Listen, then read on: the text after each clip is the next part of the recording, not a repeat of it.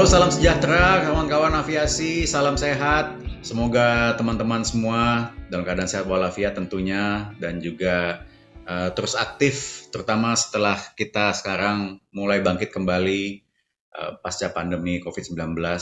Sebagaimana teman-teman ketahui, kita sudah memasuki masa endemi ya, seperti yang diumumkan oleh Pak Presiden beberapa waktu silam.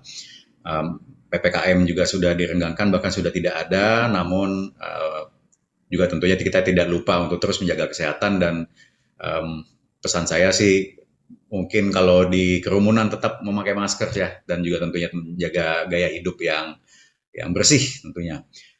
Salam jumpa kembali, terima kasih sudah join di channel AI Net Beyond the Skies. Kali ini adalah episode yang kedua. Nama saya Ziva Narendra selaku host dan juga pimpinan dari perusahaan aviatori Indonesia yang memayungi podcast Beyond the Skies ini. Episode kedua ini jaraknya cukup panjang, cukup jauh dari episode yang pertama karena adanya kendala teknis dari pihak video editing, yaitu saya sendiri karena ini sebagaimana juga masih trial and error ya, masih coba ngedit video, audio, ternyata sistemnya malah crash. Jadi mohon maaf. Tapi kali ini kita kedatangan tamu yang jaraknya sangat jauh sekali. Ini kalau misalnya kita terlibat dalam hubungan cinta namanya LDR, sudah long distance relationship ya. Tapi beliau adalah kawan baik saya, walaupun kami belum pernah bertemu muka, tapi namanya sudah melegenda di kancah penerbangan. Dan beliau ternyata memiliki persamaan persepsi dan juga tentunya kecintaan terhadap dunia penerbangan seperti banyak juga dari teman-teman tentunya. Dan hari ini saya menghadirkan Kapten Wira Sumakno. Beliau adalah seorang pilot senior yang mengawali karirnya tentunya terbang di tanah air di Indonesia sebagai pilot airline, kemudian juga terbang di perusahaan 135 ya pernah ya Cap ya? Di charter ya, pernah juga. Dan beliau juga sejak kecil itu sudah istilahnya sudah diinfuse, sudah didoktrin di dalam dunia kedirgantaraan karena tentunya keluarga beliau adalah dari angkatan bersenjata khususnya TNI AU gitu. Nanti kita agak cerita-cerita sedikit ke situ. Selamat datang Kapten Wira, welcome. Terima kasih Mas Siva. Assalamualaikum warahmatullahi wabarakatuh. Waalaikumsalam warahmatullahi wabarakatuh. Ini kayak dejavu ya, Mas Wira ya. Ya. Ini kita udah Saya pakai bajunya sama loh. Pantesan dejavu. Jadi kalau teman-teman nggak tahu, ini saya sama Kapten Wira actually bulan apa Mas? November, Januari ya? Aduh lupa aku tuh, tapi Nggak mungkin Januari. enggak, Februari. sesudah tahun ya. Ya, Februari itu sama Kapten Wira itu saya udah pernah syuting waktu itu, ya kan. Makanya saya ngeliat ini kok beliau pakai bajunya kayak saya kenal gitu. Ternyata dulu itu beliau pakai baju yang sama. Cuman karena kita ngobrol ngalor ngidul gitu ya, keasikan ngobrol chat aviation. kasih tahu dong berapa jam. Iya, saya juga nggak ngingetin, saya kasihkan ngobrol 4 jam, tahu-tahu udah jam 4 pagi di Jakarta, kemudian sampai di sana Mas Wira dari pagi sampai sore gitu ya kan. Jadi mohon teman-teman agak bersabar kalau kita terlalu ke bawah. Tadi istilahnya Mas Wira adalah carry away with the tangent gitu ya kan. Mas Wira, welcome sekali lagi. Thank you udah berkenan join. Coba tolong cerita dikit saat ini Mas Wira, lokasi ada di mana Mas? Saat ini saya ada di West Coast, di Los Angeles, California area. Kami pindah ke sini tahun 2021. Kami itu dalam arti satu keluarga pindah ke sana tahun 2021 ya? Satu keluarga. Ya, saya duluan beda sebulan setengah lah. Beda sebulan terus setengah. Istri dan anak-anak menyusul. Oke. Jadi Kapten Wira Sumakno saat ini berkarir sebagai penerbang, masih aktif di salah satu perusahaan charter 135 di Amerika Serikat, berbasis di California, di West Coast, menerbangkan pesawat Gulfstream 200 ya Mas ya? Betul Mas Iba. Gulfstream 200 dan sebelumnya beliau pada saat awal pindah sampai dengan mungkin tahun lalu kalau tidak salah, beliau menerbangkan tipe pesawat Embraer Phenom 300 ya. Phenom 300 itu. Wah, ini data intelijennya akurat sekali. Nah, itu mesti karena kalau enggak saya nggak bisa klaim sebagai orang penerbangan gitu ya kan. Narsum saya ini adalah orang-orang yang berbeda-beda backgroundnya, tapi saya mesti research every single one karena masing-masing itu benar-benar juragannya di bidangnya mereka gitu istilahnya. Mas Wira, kita uh, Ya, Mas Ira. talk sedikit mengenai profil Mas nih gitu. Kalau kalau saya menjelaskan kan kayak saya mendongeng jadinya, tapi mungkin teman-teman ingin tahu, wah, kawan kita, saudara kita saat ini berkarya di negeri Paman Sam gitu ya, mengawali karirnya di Indonesia. Nanti kita akan sedikit tanya jawab sih gitu mengenai Ya, what else it takes sih, apa yang dibutuhkan untuk bisa mencapai posisi Mas Bira. Tapi coba Mas, briefly, briefly, secara singkat, nggak, I'm kidding, secara iya, iya. singkat, No, no, betul, coba betul. Gue harus diingetin. jelaskan sedikit mengenai what you do, Mas Bira, sudah Oke. profil karir penerbangannya awalnya itu dari mana? Silahkan Mas, coba ceritakan ke kita gitu Mas. Apa ya? Betul yang telah Mas Ziva sampaikan. Mungkin mohon maaf nih, bahasanya kita lebih santai aja, biar saya agak lebih rileks. Jadi uh, sekarang saya terbang di Part 135. Sebetulnya Part 91 garis miring Part 135. Uh,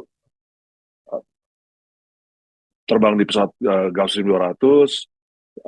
Awal muasalnya sebetulnya waktu saya pulang ke Indonesia pertama kali, itu juga sebetulnya Part 135 juga. Saya terbang di Twin Otter di Airbus tuh 135 juga kalau nggak salah itunya. Tahun berapa itu Mas? Uh, saya 96 mulai di Ya, Twin Otter. oke. 96 awal.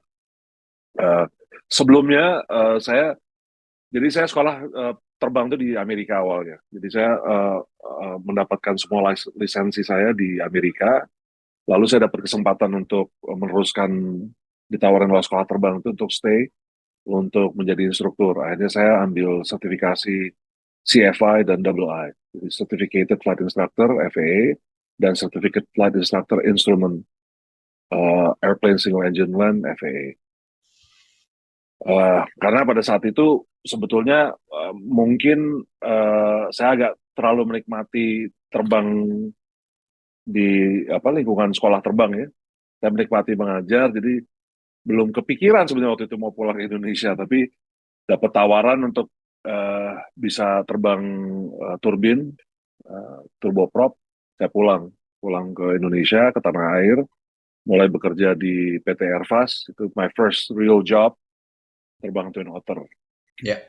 Uh, it was actually a very short initial start karena waktu yang bersamaan tahun 97-98 tuh krisis ekonomi di Asia terjadi, devaluasi rupiah. Kalau Mas Riva masih ingat tuh krisis Krismon, 97 ya. betul. Uh, Ternyata monetary crisis terjadi, jadi akhirnya kesempatan saya untuk bisa pindah laterally ke perusahaan penerbangan tidak ada pada saat itu. Akhirnya 98 saya bekerja di darat sampai tahun 2002 baru saya kembali lagi ke penerbangan Hmm, hmm. setelah Krismon itu terjadi. Jadi akhirnya kalau saya lihat CV sekarang ke belakang jadi banyak tuh. Karena 2002 saya masuk restart my career di 737-200 di 3NG, Oke. Intra Asia Cargo. Hmm. 1 tahun waktu itu 1 year contract, jadi persis 1 tahun. Senior saya mantan Airbus juga, beliau masih terbang sekarang. Bukan main, usianya sudah 69 tapi masih terbang di Part 135 dengan November registered ya. Nanti kalau Oke. ada pertanyaan kenapa ada perbedaannya, boleh dibahas tuh, karena tuh ICAO juga mungkin harus merevisit aturan-aturan tertentu. Hmm. 3MG 1 tahun, lalu saya pindah ke RPX Airline, Kargo ya. ya, kargo Hmm. juga. Tapi kelihatannya kalau di kargo tuh pada saat itu pemikirannya begini, kalau di kargo karena pesawatnya cuma sedikit, RPX waktu itu hanya ada 3 kalau nggak salah. Ya tiga 737 kargo 200. Kemungkinan untuk upgrading lebih lambat. Jadi akhirnya ada kesempatan lagi saya pindah ke Express Oke. Airline. Ya. Aim-nya adalah untuk supaya bisa upgrading ke left seat, dapat command opportunity. Cuma waktu saat itu memang nggak tahu Mas Riva mendengar nggak, kita waktu itu ada limited akses terhadap simulator. Jadi Hmm. di Indonesia itu yang punya simulator ada satu airline, saya nggak mau nyebut nama, yang sudah tidak ada lagi. Boleh. Terus tiba-tiba mereka menentukan bahwa kompetitor tidak boleh pakai Iya, simulatornya. dikunci ya. Jadi akhirnya dikunci. Udah. Iya. Itu salah satu kendala yang sampai saat ini kalau saya lihat masih masih kita alami di Indonesia. Hmm, hmm, Apa training opportunities ya, hmm. karena banyak airline mereka outsourcing training departmentnya karena memang cukup mahal kan untuk punya Betul, training facility sendiri. betul. Eh, jadi akhirnya baru tahun 2007 akhir Express Airline mengirimkan kita semua ke Amerika ke Boeing Alteon untuk menggunakan simulator di Long Beach. Long Beach ya. Di Iya. situ, ya. Iya. Jadi program captaincy saya jalankan. Jadi saya my first jet PIC upgrade was di Express. Express. Oke. Nah, tahun 2008 mendapat kesempatan pindah ke Part 135 lagi ke Halim. Hmm. Waktu itu saya terbang Citation 7. Sebetulnya kalau bilang terbang tuh bohong, karena saya nggak pernah terbang pesawatnya. Jadi saya cuma dikirim sekolah ke flight safety di Ohio, Ah, initial type rating untuk FAA saya. Eh, Pulang, dan ini ceritanya jadi sedih karena eh, mentor saya ngajak saya ke perusahaan ini baru aja wafat kemarin, yang tenggelam di laut di Greek, oh, Kapten Kapten Jahron, ini Jahron almarhum. almarhum. Oh, Jahron, betul. oke, iya iya. Smart Aviation Jadi tadi. Kapten iya betul. Kapten Jahron yang ngajak saya, dia ngojok-ngojokin saya ke perusahaan charter itu. Kita waktu itu Iya. baru startup. Gitu kan. Waktu itu saya akhirnya cuma bertahan 6 bulan karena tanggung jawab di kantor tidak sesuai dengan aspirasi saya sebagai penerbang. Gitu kan. Dan kebetulan dengan prinsipal atau pemilik perusahaan pada saat itu, kita banyak berseberangan tentang cara memanage perusahaan tersebut maupun etika dan lain-lain lah.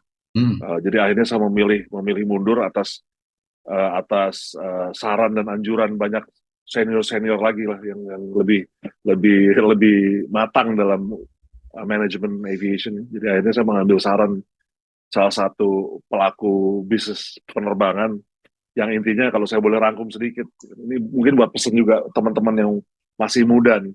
Eh, Waktu itu beliau, saya ingat banget beliau bilang, wah saya sangat bangga kamu bisa mengisi posisi pada saat itu ya, posisi top management di perusahaan penerbangan, tapi ingat kalau ini diteruskan Anda akan memiliki reputasi yang mungkin bukan atas keputusan dan kemauan Anda sendiri, Hmm. tapi reputasi pemilik perusahaan penerbangan itu akan menjadi identik dengan reputasi Anda. Kasih Jadi Anda. Ya, ya, ya. yang akhirnya saya pikir, oh iya ya, mungkin jalannya bukan seperti ini. Jadi that was not my future. Waktu saat itu saya lihat ya.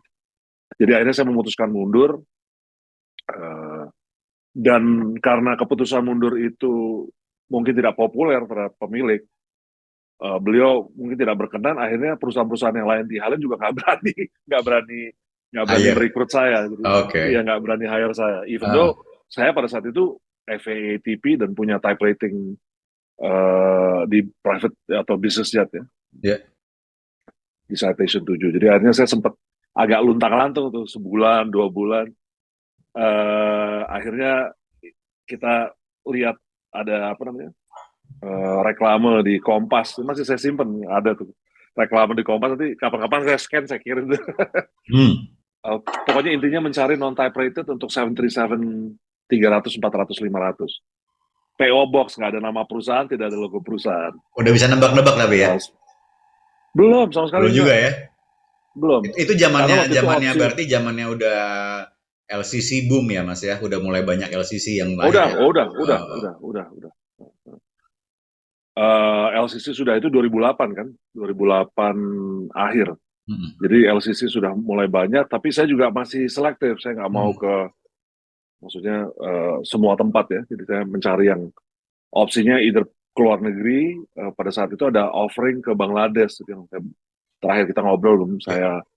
eh, jadi saya udah recurrent 737-200 dengan aim mungkin ke Bangladesh karena ada beberapa senior di sana. Lalu ada reklame ini tuh saya kirim, kan dengan requirement-nya pas foto dan lain-lain. Karena PO Box, jadi saya I have Hmm. no idea ini kemana arahnya.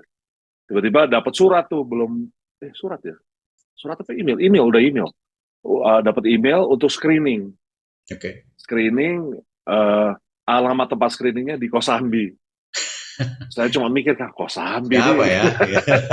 itu dia kan. Tapi terus saya tanya-tanya ke beberapa teman, kebetulan saya memang punya habit, eh, saya selalu berkonsultasi dengan rekan, tapi istilahnya tidak bergantung keputusan saya itu terhadap feedback. Jadi saya Hmm. pokoknya pasang badan dari dulu tuh udah modal utama pasang badan lah, terserah sendirian. Saya cuma tanya, mereka bilang hasil analisa pada saat itu, pokoknya belum tentu juga mereka, karena itu kan part 142 training, mungkin mereka Ya, hanya pinjam simulator untuk apa fasilitator lah ya. screening. Heeh, Iya betul. heeh. Udahlah berangkat saya ke sana. Berangkat ke sana, ketemu, baru dijelaskan. Ternyata 2008 akhir itu SBU atau Service Business Unit ya SBU Ya, itu ya service betul. position. Citylink baru mau dihidupkan kembali. Hmm. Jadi semua yang melaksanakan screening itu memang orang Garuda semua, Garuda Hmm. Indonesia. Hmm. Jadi screeningnya pakai 747-200 simulatornya. Uh, yang yang menginterview saya tuh ada juga Mas Iva pasti kenal lah Kapten Nur Wahyudi. Tuh. Baru ketemu Uh, beliau berapa Kapten hari Nur lalu, weekend kemarin.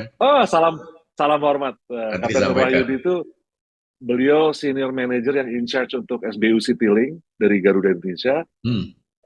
2011 mereka ada wacana untuk menjadi perusahaan sendiri lepas dari Hmm. Garuda Indonesia. Terus dimulai itu ada planning untuk menggunakan Airbus, Oke. all Airbus fleet 320. Ya.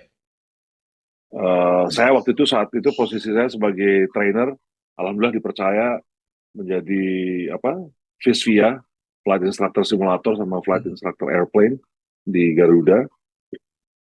Jadi pada saat peralihan Airbus mau datang, saya ditahan di Klasik untuk Hmm. tetap menjalankan training.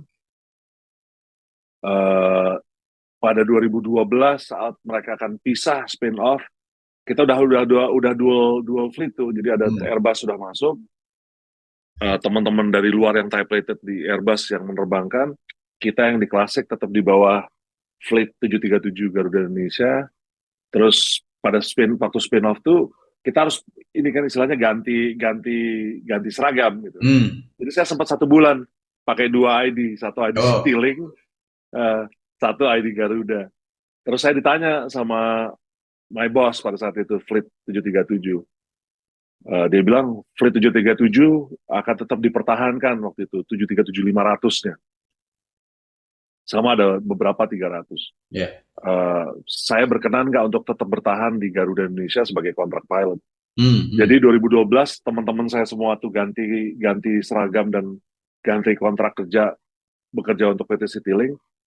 Saya sendirian ditahan di Garuda Indonesia. Garuda. Oke. Saya Nah. bersyukur dengan opportunity-nya, tapi 2017 kontrak saya habis, ditawarin untuk perpanjangan, tapi waktu itu saya ngobrol dengan istri, kebetulan anak saya yang paling tua tahun 2016 tuh lulus SMA, akhirnya dia memilih kuliah di luar negeri, jadi Hmm. it was a very simple proses. Saya tanya sama istri, saya bilang, kalau kelihatannya anak-anak akan semua kuliah di luar negeri, karena kebetulan istri saya guru, Ya. dia mengajar di sekolah internasional, anak-anak dari kecil mendapat fasilitas untuk sekolah di tempat sekolah ibunya mengajar gitu kan.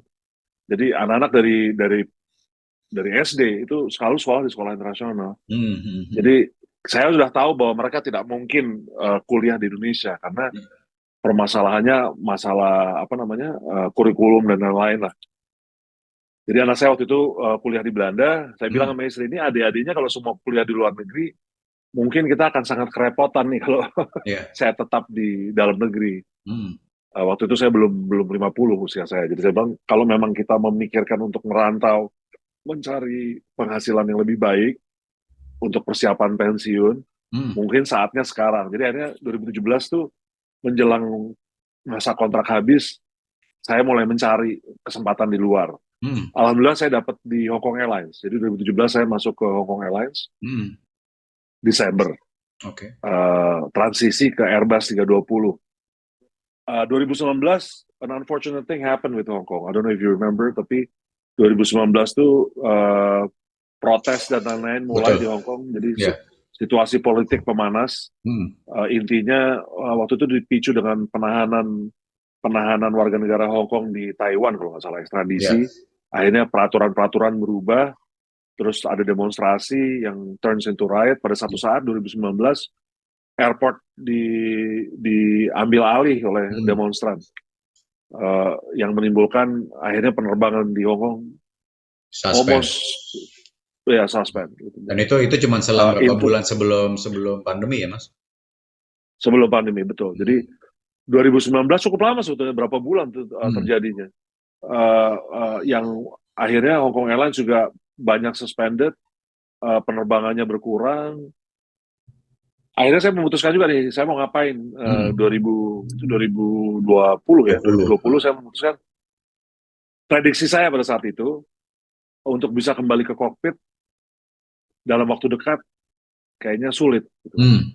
Pertimbangannya dampak dari waktu itu saya melihat dampak finansial terhadap airline industri itu dengan fuel, Hmm. masalah fuel hedging. Ya, Karena as you know, hampir semua airline kan they hedge fuel kan. betul. Nah pada saat pandemik itu kontrak hedgingnya itu memaksa mereka tetap harus membayar fuel yang mereka lock kan, Ya. volumenya, biarpun mereka sama sekali tidak terbang. Gitu. Hmm. So the airline industry pertama dengan tidak terbang itu tidak ada revenue, tapi mereka tetap harus membayar the biggest portion of their operating cost, which is fuel, even though Fuel. itu force Ah, majeure ya. ya. Gitu. Akhirnya banyak airline kecil yang sampai fight kan, Ya. sampai tutup. Jadi karena saya khawatir bahwa mungkin saya tidak bisa kembali ke kokpit dalam waktu dekat, akhirnya saya memilih untuk kembali ke bangku kuliah. Oke. Uh, jadi mungkin sedikit background. Pada saat saya menjalankan primary training, saya juga kuliah di Hmm. Amerika. Oke. Jadi saya udah memiliki S1 waktu itu ya. Yang saya sarankan teman-teman yang lain juga, pada saat di Garuda saya training, saya selalu bilang sama kopilot-kopilot muda, invest on yourself. Hmm. Itu penting. Ambil pendidikan. Kalau perlu, ambil uh, major atau jurusan yang bukan penerbangan, karena paling tidak kamu punya second career yang bisa menopang. Karena kita udah ngalamin, Mas Iva juga ngalamin Krismon kan 98 Yes, ya. ya pasti. Uh-uh. Jadi Gara-gara itu ya, generasi gara-gara itu penerbang. akhirnya saya atas dasar juga dorongan dan saran dari orang tua juga ya, akhirnya saya berangkat kuliah dan teman-teman yang pada saat itu ketika kami pulang flying school tahun 97 ya, di penghujung tahun 97, awal 98, beberapa teman-teman pun akhirnya juga mengambil langkah kuliah. Tapi kita udah lost time duluan gitu Mas. Setelah kita pulang dari Iya. sekolah pilot, kita mengikuti program matrikulasi, endorsement dan lain-lain. Setelah terbit license Indonesia, tapi ya tetap nggak ada lowongan kerja. Nah, ya Betul. pada saat itu waktu yang habis itu udah ada sekitar 6 sampai dengan 10 bulan. Sehingga akhirnya beberapa teman-teman memutuskan untuk kuliah. Tapi kan ya itu ya, Iya. lost time itu kan kita cuma ngitungnya mungkin from a hindsight kita pada saat itu mikir cuma 3 bulan, 6 bulan, 8 bulan, setahun. Tapi kalau kita ngelihat dari kacamata sekarang, 1 tahun itu bisa banyak yang bisa kita lakukan sebetulnya. Betul, Ya betul, kan? betul sekali. Dan mungkin tadi saya agak sedikit skip, tapi dari 98 sampai 2002, itu sebenarnya 97, saya berhenti terbang dari Airbus itu 97 Oktober kalau nggak salah. Hmm. 97 akhir sampai 2002 pertengahan, berarti hampir 5 tahun. Itu saya nggak terbang. Saya karena punya modal bachelor's degree S1, Ya, saya bisa kerja di industri lain. ya, Karena mungkin Anda dengar lah waktu Krismon tuh teman-teman dari Sempati khususnya ya, karena waktu itu ya, kan Sempati itu yang private owned ya. airline-nya. Itu banyak yang akhirnya jadi supir, jadi satpam, jadi wah sedih Ya, kalau ingat cerita itu. sama kayak mirip sama pandemi kemarin memaksa teman-teman seprofesi yang Betul, mesti mesti betul. belok ya, belok haluan dan Betul. ya alhamdulillah sih saya ngelihat kemarin di pandemi itu banyak teman-teman yang bersedia untuk menanggalkan seragam dan bar untuk kelangsungan hidup gitu ya. Betul. Gitu. Dan eh, saya juga lihat tahun 98 itu actually saya pernah cerita di interview kita yang sebelumnya kemarin.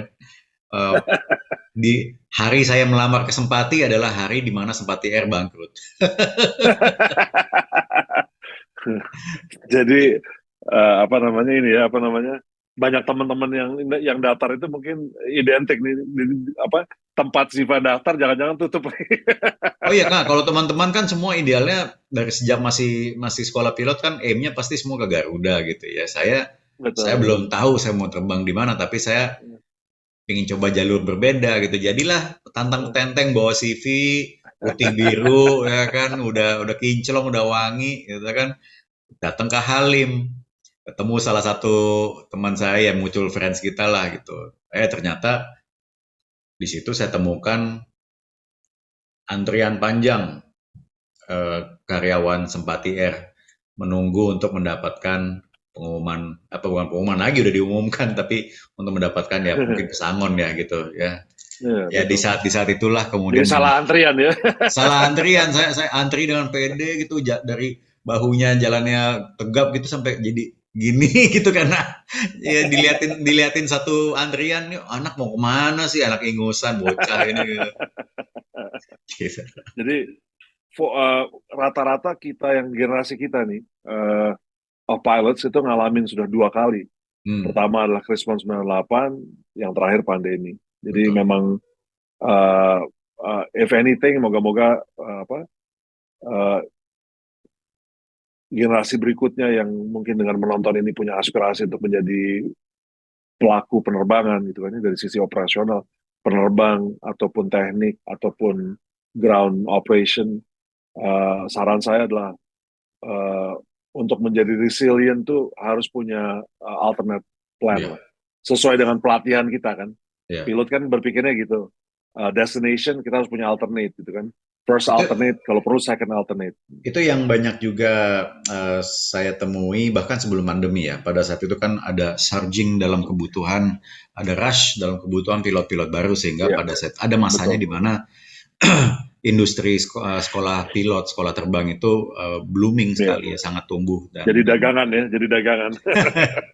dan memang berhasil menarik perhatian banyak sekali pilot-pilot muda gitu kan. Tapi kemudian setelah mereka selesai, setelah mereka lulus, dan ini jauh sebelum pandemi 2017-18, ternyata Ada penumpukan ya. rekrutmen itu tidak berjalan seperti yang diharapkan. Nah, Iya, um, saya tidak menyalahkan teman-teman Apinisio atau yang baru lulus flying school karena kita juga pernah mengalami masa itu ya Mas. Tapi kemudian betul. ya kembali lagi ke masa pivoting yang tadi saya bilang belok haluan tadi itu berapa lama sebelum kita menyadari bahwa kita mesti mencari alternate seperti yang Mas Wira bilang. Betul. First alternate, second alternate, third alternate gitu ya. Kalau Iya, kita di 98 kita nggak mungkin alternate ke perusahaan penerbangan lain karena misalnya katakan mau jadi posisi ground staff nggak ada kebutuhannya, iya, mau jadi posisi office, iya, saya at betul. least ya pada saat itu saya belum punya S1, Iya, kita juga nggak pede iya, mau kerja di office, kayaknya yang saya tahu cuma mau jadi pilot-pilot. Nah, iya, mindset itu yang menurut saya menjadi salah satu trialnya kita. Lo mau nggak, lo bisa nggak, lo mampu nggak untuk break away betul, dari mindset atau mold betul, itu untuk mementingkan kelangsungan hidup dulu nih, betul. kerja halal apapun ya. Akhirnya jadilah eh, ada yang jadi SPG gitu ya, ada yang jadi apa sales. Saya punya warung tenda waktu itu. Oh ya warung tenda Mas Wira pernah cerita ya. Di Semanggi apa di Iya, Senayan ya iya. waktu itu? Aku di Al-Azhar, Al-Azhar Oh Jakarta Al Azhar Selatan, Kebayoran. Kebayoran ya kan. Banyak banyak sekali Kebetulan mungkin. saya baru menikah tuh. Jadi betulan saya menikah tahun 96 November. Astaga. Jadi ya 97 keluar dari Airfast tuh saya masa masa honeymoon belum habis.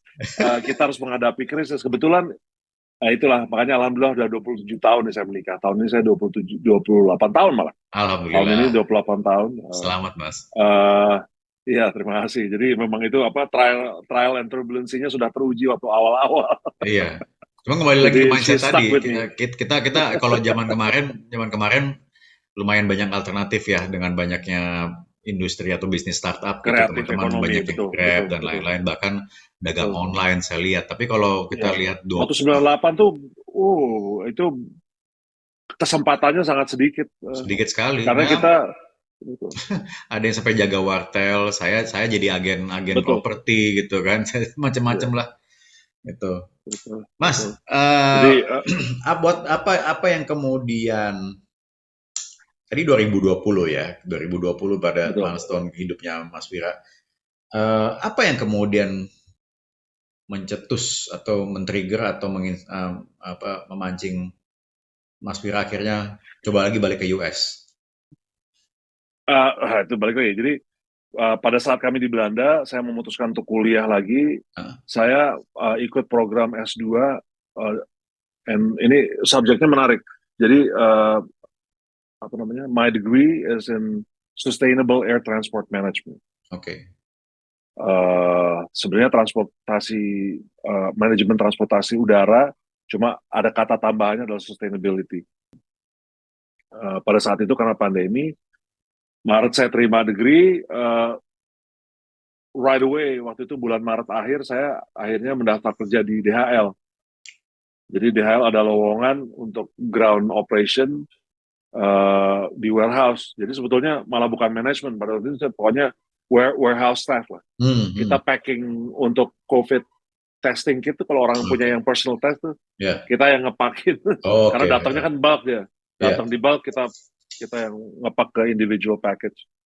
Eh, tapi di situ saya juga mau ngasih lihat ke anak-anak bahwa anak-anak saya ya, maksudnya bahwa kita bekerja apapun yang penting kita halal, kita punya income. Karena waktu itu udah hampir setahun istri saya saja yang kerja kan Hmm. ngajar di Belanda.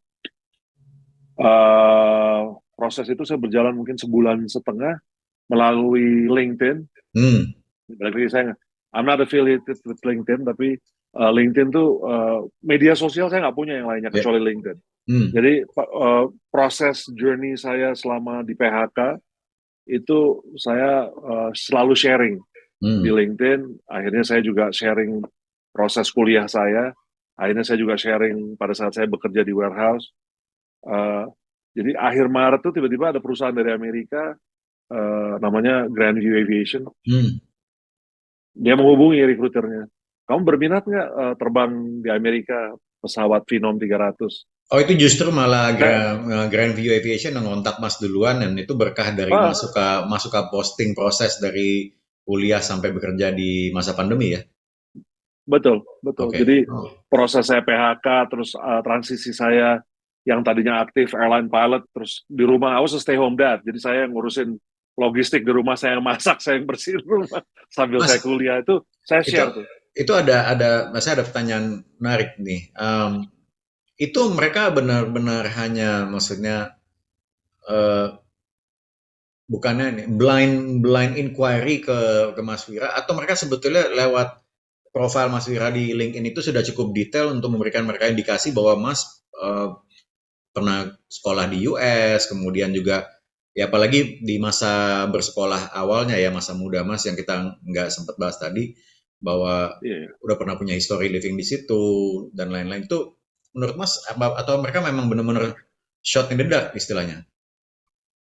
Eh, Kalau saya bilang combination of both ya. Jadi Oh. uh, uh, tapi jadi yang unik dan saya waktu itu sama sekali nggak industri Amerika itu sudah lama tidak terlihat. Saya sama sekali tidak memantau gitu ya. Hmm. Jadi di kepala saya pada saat itu saya hanya ngelihat di Eropa kebetulan karena istri saya orang Belanda, jadi saya punya izin tinggal dan izin kerja di Belanda, Enggak. hanya di Belanda.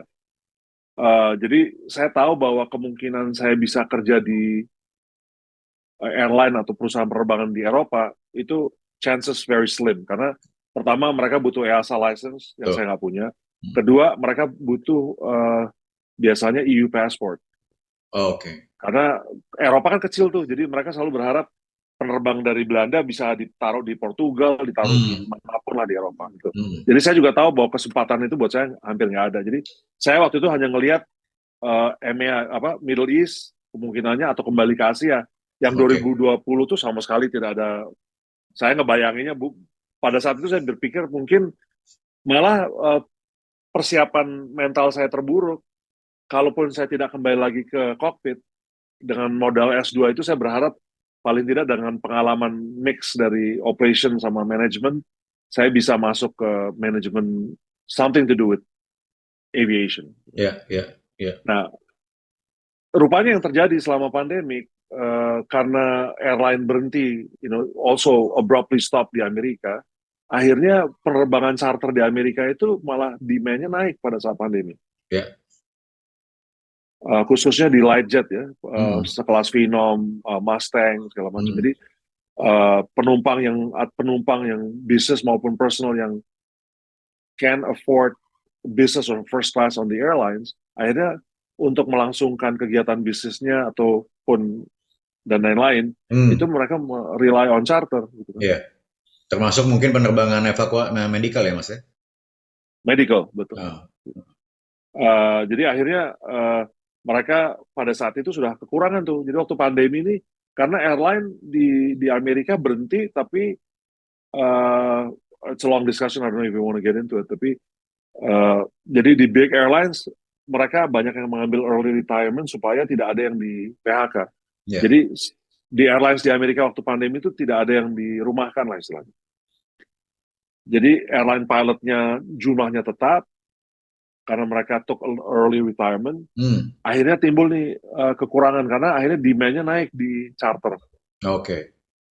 Jadi I guess I was the right person at the right time.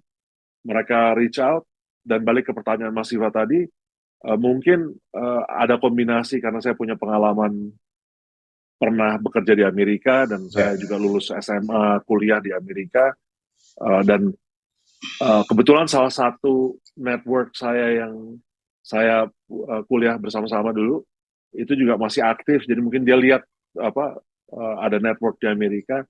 Saya itu HR directornya tuh David Hughes, masih sampai sekarang beliau masih jadi director HR-nya. Okay. Dia reach out, intinya very simple, recruiting email bahwa would you be interested in flying a Phenom 300? Jujur pada saat itu email masuk, saya nggak tahu yang namanya Phenom 300 itu bentuknya kayak Nggak pernah gitu lihat brosur atau gambar atau fotonya gitu, nggak pernah ya Mas? Nggak pernah. Saya tuh sangat pragmatis, kecuali jadi saya pokoknya apa yang saya hadapin di depan muka saya itu yang saya geluti, saya dalami, tapi saya di airline pun ya saya punya cita-cita ya kepengen terbang pesawat lain, tapi karena kita yang di airline kan kita nggak pernah merhatiin di pesawat-pesawat bisnis jet. Sampai hari ini saya kadang-kadang masih bingung ini pesawat apa ya sebenarnya. Karena kan ragamnya banyak mirip-mirip gitu. Fast forward balik lagi ke 2021, pada interview itu ditanya the question, apakah saya mempunyai hak untuk tinggal dan bekerja di Amerika. Karena saya masih status permanent residency saya di Amerika masih valid. Ya. Akhirnya saya lanjut ke interview kedua, technical interview dengan chief pilot pada saat itu. Standard question lah, sama kurang lebih ini buat teman-teman yang tertarik mungkin dengan proses rekrutmen di Garuda maupun Grandview. Intinya kalau technical, pertanyaannya ya sekitar technical knowledge kita mengenai airport environment, decision making dan lain-lain. Akhirnya saya pass the second portion, the third portion dengan direktur operasi sama direktur production. Yang intinya dibalik. Dia bilang, karena sebetulnya waktu awal dikasih tahu hanya 2 kali interviewnya, tapi ternyata ada third interview. Itu kesempatan saya untuk menginterview mereka, malah. Oke. Ya.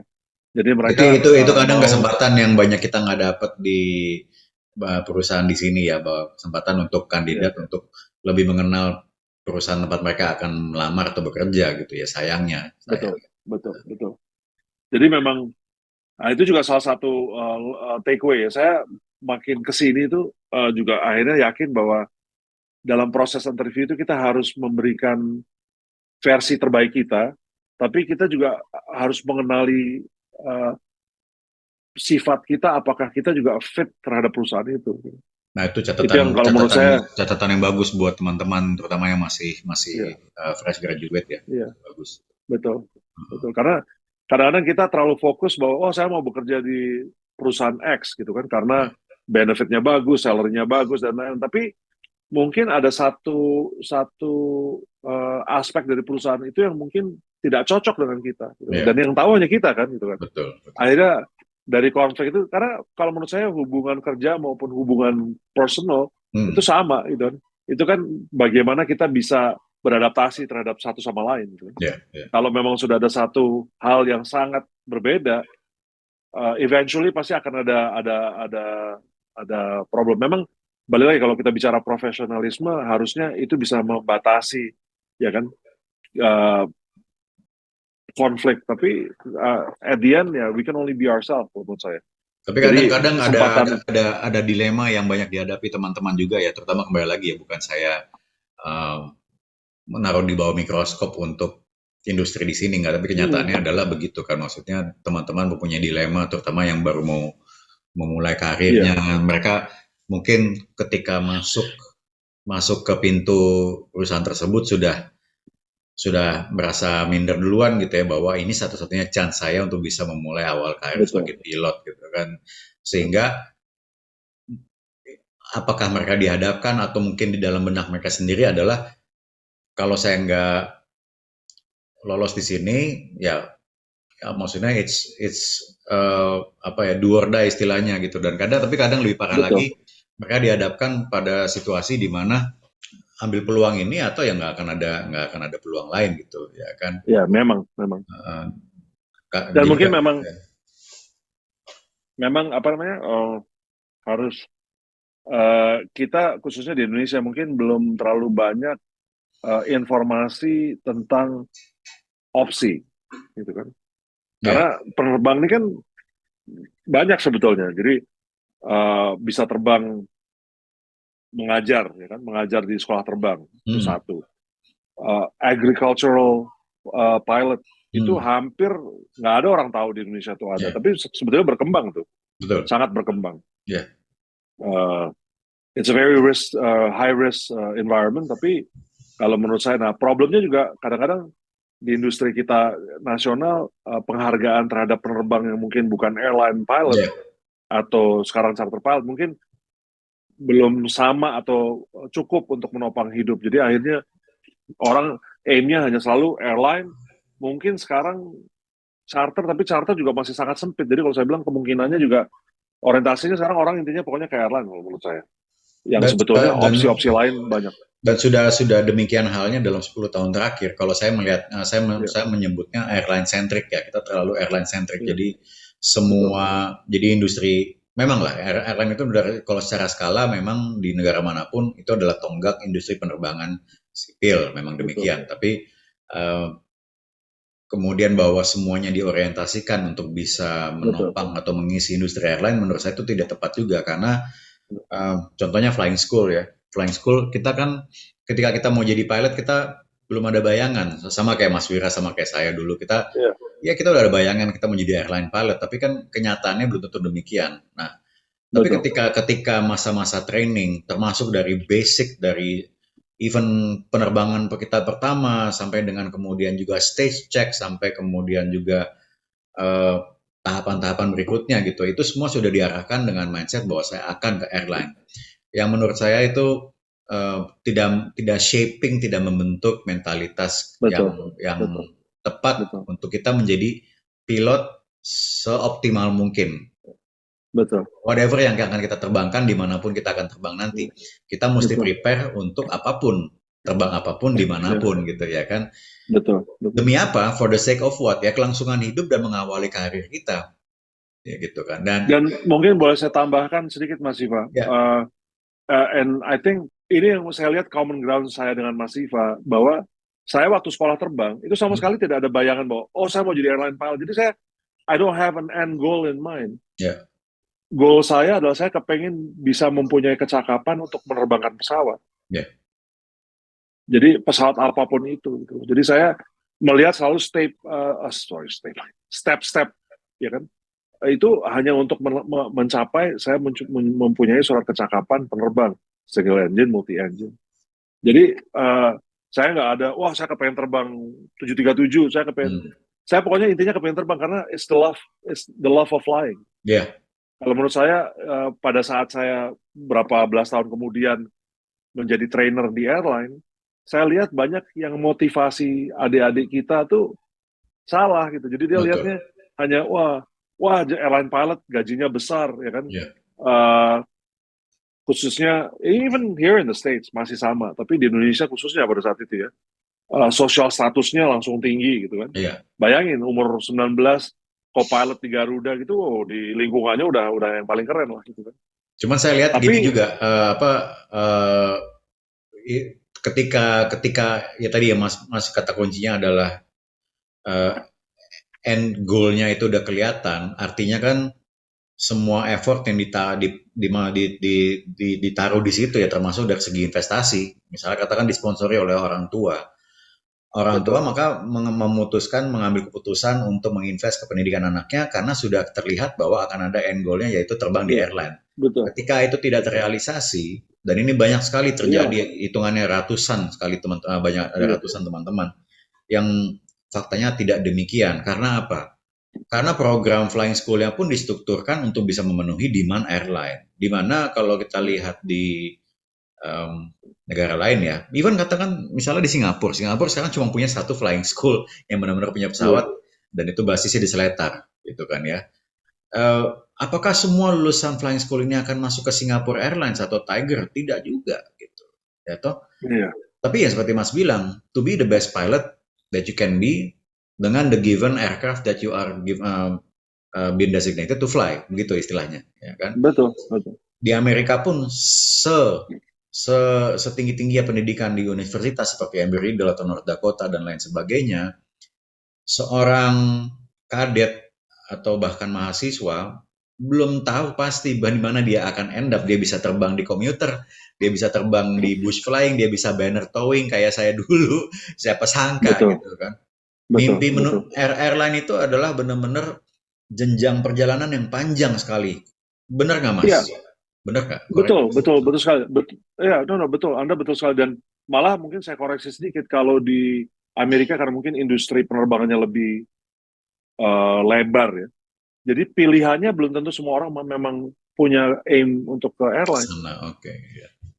gitu. Jadi ada orang yang memang masuk ke sekolah terbang karena orang tuanya farmers dan Ya. mereka mau memanage agricultural sprayingnya tuh oleh mereka sendiri in-house. Jadi dia punya farm besar, dia punya pesawat untuk nyemprot, dia Hmm. nyemprot sendiri. Jadi anaknya sekolah hanya memang the mindsetnya adalah saya akan menjadi penerbang untuk nyemprot gitu kan. Ya, itu actually salah satu PR saya Mas dan apa ya kembali tadi cerita ketemu Kapten Nur Wahyudi ya itu kemarin di acara Iya. Indonesia Flying Club di Penuh Cabe bersama komunitas penerbangan Oh, Flying Club gitu ya tapi ada juga dari TNI AU juga Kasau dan Wakasau betul. juga hadir gitu tapi Oh gitu.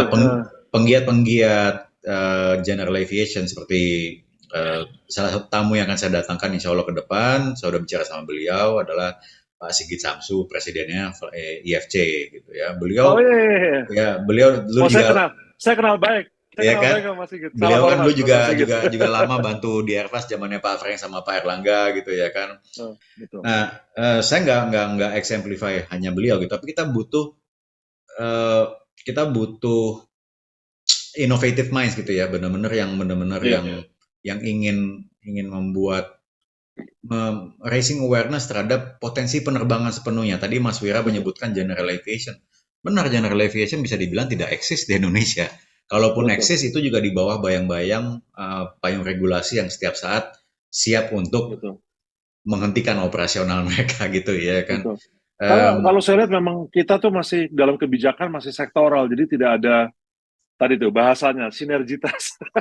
sinergitas, God bless kata sinergitas yang nggak ada di Iya, kamus besar sampai saat ini. betul. Tapi Iya, ini hanya pengulangan, makanya saya kadang kalau orang orang bilang saya belum move on dari masa lalu, tapi ada masa di mana uh, quote unquote general aviation itu sempat bisa hidup berdampingan dengan penerbangan lain, baik itu airline atau iya, militer gitu ya, atau flying school, iya, semua hidup berdampingan di era tahun 80-an, 90-an. Memang iya, aktivitas penerbangan pada masa itu masih sangat sepi, tapi eh, betul. kita punya regulator, kita punya stakeholder, kita punya operator, kita punya eh, pihak masyarakat gitu ya yang minat terhadap penerbangan, semuanya kohesif gitu Mas, sehingga Iya, semuanya bisa berlangsung secara harmonis. Bayangin aja kurang sibuk apa Bandara Kemayoran di tahun 1982, betul, betul, tapi semuanya bisa berjalan secara harmonis tanpa ada konflik. betul. itu 40 tahun yang lalu, Mas. Betul, betul. Dan mungkin ini buat PR Mas Siva nih, karena saya juga tahu Mas Siva dari lingkungan penerbangan pioneer ya, pioneer sejarah punya punya apa namanya, punya punya roots di sejarah penerbangan juga. Ini PR buat Mas Siva bahwa di Indonesia itu di awal berdirinya Republik kita punya Pandu Dirgantara namanya. Hmm, hmm. Jadi memang afiliasinya terhadap TNI Angkatan Udara, tapi Iya. itu anak usia sekolah di bangku sekolah yang ikut organisasi, organisasi kepanduan, Hmm. tapi khusus kepanduan Dirgantara. Mereka belajar, jadi di usia bangku sekolah SMP, Heeh. itu mereka sudah mulai belajar mengenai penerbangan, dan sekarang setahu saya tidak ada lagi nih program pandu Dirgantara. Itu beda sama, maksudnya yang diajarin itu adalah lebih ke sosialisasi gemar penerbangannya atau emang benar-benar udah mulai diajarin teori penerbangan kayak STM? Eh, Teori penerbangan mungkin minim sekali, Oh, basic aerodynamics, tapi mereka sudah untuk apa namanya, sudah untuk search and rescue dan oke. lain-lain gitu. Jadi aspek itunya tuh. Mas, dari Ya. perjalanan Mas Vira yang begitu beragam gitu ya, dan juga banyak jatuh bangunnya, tapi juga bisa dibilang Mas Vira sudah mencicipi berbagai lanskap namanya dunia penerbangan sebagai pilot, mulai dari terbang charter dengan pesawat twin otter gitu ya, mengawali karir ya. Tentunya kita Di semua Papua, the bush ya flying. bush flying waktu itu ya. Kita Ya. kita semua pasti berasal dari baling-baling gitu ya kan. Tapi ada juga yang memilih karir, menjalani karir untuk bush flying sampai akhirnya Mas kemudian transisi ke airline sampai sekarang 135 di negeri Paman Sam. 135 garis miring 91 ya. Aku mau nanya, Hmm. dan ini bisa dijelaskan concise aja nggak apa-apa, just spit Oke. out the reality. Ya, Tadi ya. Mas bilang Amerika membutuhkan pilot dan berita itu sudah sampai gitu ya ke telinga teman-teman di Indonesia. Ya, saya agak-agak diskon sedikit realita itu karena mungkin lebih tepatnya adalah Amerika kekurangan pilot dan membutuhkan pilot, tapi ada tanda kurungnya, ada parentesisnya gitu ya, Ya. gitu. Apakah itu benar, Mas, dari pengalaman Anda? Eh, Pada saat ini, sekarang bulan Mei atau Juni, sorry, maaf. Sudah bulan Juni 2023. Sampai saat ini, market condition di Amerika, airline kekurangan, akhirnya banyak menyedot tenaga penerbang dari industri charter, business aviation. Alhasil, charter industri beberapa bulan terakhir ini melakukan koreksi. Jadi yang kemarin waktu pandemi demand-nya tinggi sekali, akhirnya banyak yang ekspansi. Hmm, Beberapa bulan terakhir ini melakukan market correction.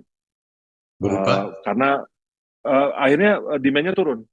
Oh, Demand-nya oke. turun, perusahaan-perusahaan yang went public, the first charter company yang went public tuh Wheels Up kalau nggak salah kan? Iya kan?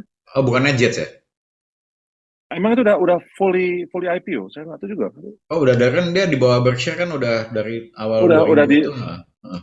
udah ya IPO. Hmm. So I don't know what nanti tolong diedit lagi nih. Saya Hmm. nggak firm, tapi Wheels Up tuh setahu saya yang straight, publicly funded.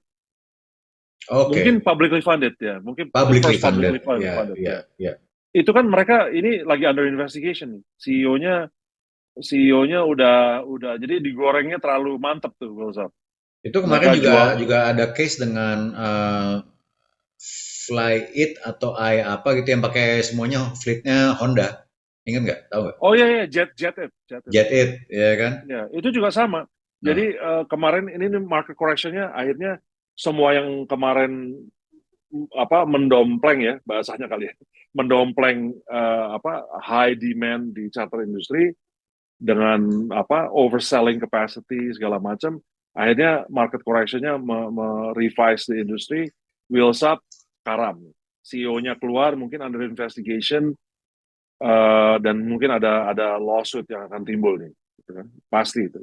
Jetit juga, jadi akhirnya di sisi kami di bisnis aviation industry sudah ada sedikit koreksi, demand-nya agak lebih stabil, tapi airlines karena kemarin kita bahas tadi waktu pandemi banyak yang mengambil early retirement. Jadi sebelum pandemi sebetulnya mereka udah mempredik akan kekurangan airline industri di Amerika Ya, karena retirement.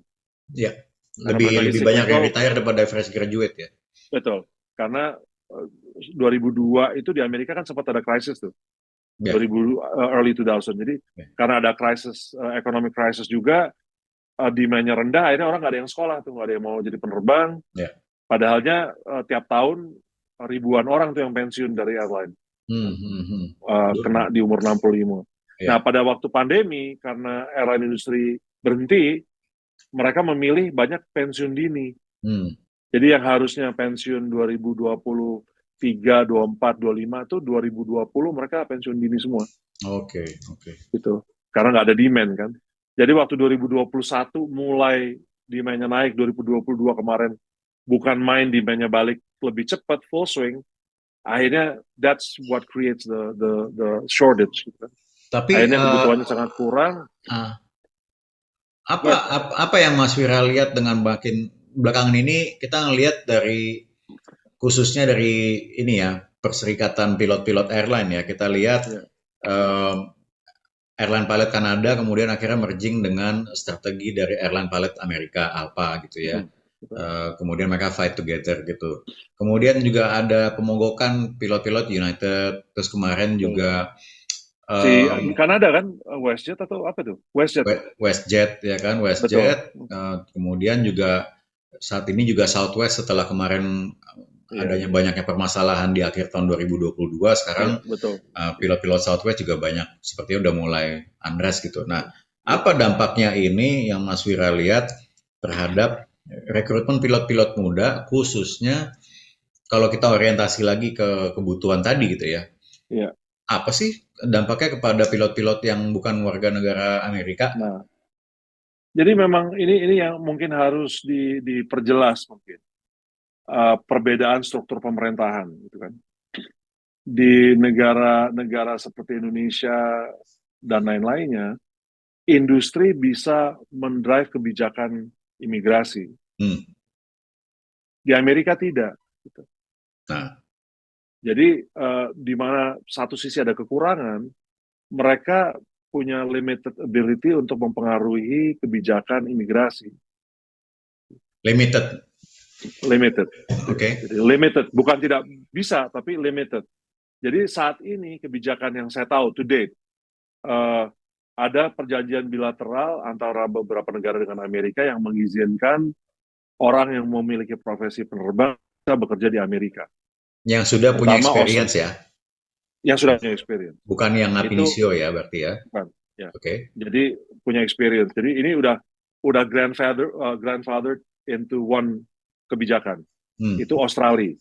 Jadi warga negara Australia, penerbang yang mempunyai type rating dan pengalaman di pesawat yang dibutuhkan oleh airlines di Amerika, mereka bisa datang dan di-issue visa E3. Oke. Okay.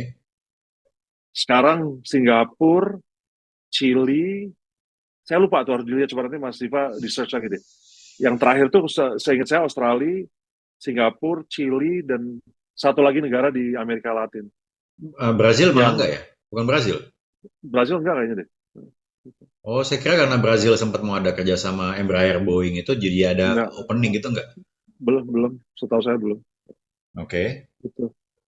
Jadi hanya mereka nih yang bisa masuk. Dan sekarang lucu, kadang-kadang saya kalau lagi Kanada pun enggak, Mas? enggak, Kanada enggak. Karena kita, Amerika pun ke Kanada belum. Gitu. Eropa? Karena Eropa belum ada satu negara pun yang... Karena kembali lagi, kebijakan imigrasi ini kan mempengaruhi industri yang lain. Betul. Jadi mereka nggak bisa bilang, oke, semua warga negara... karena labor protection kan, kalau enggak Oh nanti iya. orang Amerika Ini yang ya. profesinya lain tumpah ke sana. Iya, itu urusannya politik negara jadinya kan. Iya, betul. Uh-uh. Jadi Eropa pun belum gitu kan. Jadi balik lagi nih, buat teman-teman yang ada di Indonesia khususnya, untuk masuk ke Amerika, uh, untuk melihat kesempatan bekerja di Amerika, yang dilihat jangan lihat kesempatan bekerjanya dulu, lihat kesempatan cara masuknya dulu. Di Amerika ini yang sekarang lagi sangat dibutuhkan dan bisa mendapatkan visa yang paling cepat sebetulnya malah nurse. Oh, nurse, caregiver itu ya, karena kekurangan setiap tahun tuh. oke. Saya, Jadi kalau jadi kalau misalnya katakan ada seorang eh, pilot menanyakan gitu ya, ya, let's say katakan dia sudah type rated, dia udah terbang di ya, airline, dia udah punya katakan close to 10.000 jam, ya, kemudian income-nya juga udah masuk gitu ya dari ya, Indonesia. Saya punya the experience, saya punya type ratingnya, saya current, ya, dan saya ya. punya eh, cukup dana untuk misalnya katakan membayar immigration lawyer. Lawyer. Apakah Ah. saya bisa? Apakah chance saya lebih besar untuk bisa kerja Oh, sebagai jauh, pilot di Amerika? jauh. Karena saya udah punya satu contoh case seorang teman saya orang Brazil. Saya kayaknya cerita sama sih, Pak. Oke. Beliau di PHK juga dari Hong Kong Airlines. Akhirnya beliau mengurus visa visa EB2 namanya ya. Ah, Jadi ada tuh klasifikasinya tuh orang yang memiliki extraordinarily abilities dalam profesinya. Pokoknya intinya sudah berpengalaman di profesinya dan tidak bisa di replace. Jadi tidak mengambil posisi itu dari orang Amerika. Karena balik lagi kan, semua kebijakan imigrasi kan selalu begitu kan di iya, semua iya, negara tuh. iya. Mereka akan melindungi hak warga negaranya sendiri. Nah, problemnya di Amerika, biarpun ada kekurangan sebesar ini, penerbang di Amerika pun banyak sekali gitu. Iya, iya, iya, betul. Ya. Ah, Jadi apa namanya? Dan itu pun tergantung karena di Amerika itu kan federasi, jadi iya, negara bagian tuh memiliki kebijakan yang sama sebetulnya karena kebijakan federal itu kan, betul. tapi pengaplikasiannya bisa beda-beda. Jadi Beda-beda, ada ya. ya itu lawyer seorang pengacara imigrasi di Miami mungkin lebih bisa melihat loophole dan memiliki apa federal district court yang mungkin favorable untuk mengerjakan ini contohnya gitu kan. Ah, oke. Tapi mungkin pada saat ini di Texas federal judge-nya pun mungkin lebih keras terhadap kebijakan imigrasi. Jadi kemungkinan Imigrasi. untuk mengerjakan itu di Texas lebih sedikit. Jadi harus pintar-pintar bernavigasi lah intinya. Itu Ah, karena jangan sampai udah bayar lawyer mahal ya kan ternyata tidak bisa. Tapi yang saya tahu jelas proses itu hanya bisa dimulai kalau yang bersangkutan sudah ada di Amerika. Itu catch-nya. oke, nggak bisa apply pada saat dia masih overseas ya. Oke, Tidak bisa. itu saya baru-baru ini belum belum nggak Dan baru-baru ini sih. harus masuk secara legal ya. Jadi Ya, masuk secara either pakai ya jadi ya betul. Jadi either masuk dengan B1 B2 sebagai visitor ya kan. Hmm, Tapi cuma punya 6 bulan dan 6 bulan pasti nggak akan selesai tuh. ya. Ya, Saya juga dapat kabar positif sih beberapa bulan ya, terakhir ini ternyata beberapa adik-adik dari University Embry-Riddle gitu ya yang sudah hmm, mereka udah lulus mungkin tahun 2019 lalu gitu ya, dan tapi mereka nggak pernah pulang. Mereka memang secara akademik itu cukup excel, ya, ada yang dapat honors juga gitu dan ya, ini semua mengambil jurusan aeronautical science. Memang ya, menjadi pilot pada akhirnya ya, ya. ya. Sebagian itu menjadi anggota dari Bahasa flight satu. team, ada yang jadi Ya, instruktur, ada yang kemudian bekerja di kampus. Jadi mereka maintain track record akademisnya dan juga profesi ya, awalnya itu di maintain ya, cukup bagus lah. ya, Saya dapat kabar mereka kemudian direkrut oleh salah satu LCC di Amerika tapi basisnya di Orlando gitu ya. ya. Dan Horizon. ini ya Aku Spirit, bukan sorry Spirit, bukan basis di Orlando. Mereka mendapat yang base di Orlando Spirit yaitu ya. Frontier. Oh, Eh Frontier. Okay. Kayaknya Frontier. Spirit ya. Oke. Frontier. Frontier kan base-nya hub-nya di Denver, ya kan? Ya. Tapi mereka dapat untuk yang rekrutmen yang out of Ya, Orlando, MCO. ya. Dan ini uh, subsequent gitu dalam selang beberapa bulan, warga negara Iya. Indonesia lulus di sana dan mungkin dapat visa extension temporary gitu ya Oh dari enggak, OPT. saya yakin mereka dapat visa kerja tuh dari university. Dapat visa kerja, tapi mereka Ya. juga mungkin selang jalan itu, saya tahu mereka mungkin kayak masalah mereka nggak pernah pulang ke Indonesia. Jadi Ya. throughout those period itu mungkin green card-nya sudah berjalan gitu ya. Iya, Mungkin iya. sehingga akhirnya, jadi buat saya, oh that's a possibility. Ini untuk anak-anak Of course, ab of course. initio ini, tapi mereka tentunya harus building hours dulu setelah Iya, iya, menjadi iya. CPL gitu ya. Mungkin udah dapat Iya, iya, iya. 500 gitu, Iya, 500 jam, iya. 750 gitu. Nah, jadi ini tidak menutup Ini menambah wawasan mestinya kepada kita Iya. semua ya, atau Betul. kepada teman-teman Dan juga. itu balik lagi yang saya sampaikan kemarin. Saya pernah bikin post di LinkedIn kan bahwa uh,